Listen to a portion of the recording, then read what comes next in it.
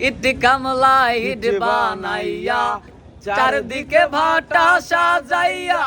মাঝখানে আগুন জ্বালাইয়া দিল গো জ্বালাইয়া দিলে রয় আগুন জল দিলে তা বারে দ্বিগুণ জ্বালাইয়া দিলে রয় আগুন জল দিলে তা বারে দ্বিগুণ এখন আমি করি কি উপায় আমার অন্তরায় আমার কলিজায় আমার অন্তরায় আমার কলিজায় ইট কামলা ইট বানাইয়া চারদিকে ভাটা সাজাইয়া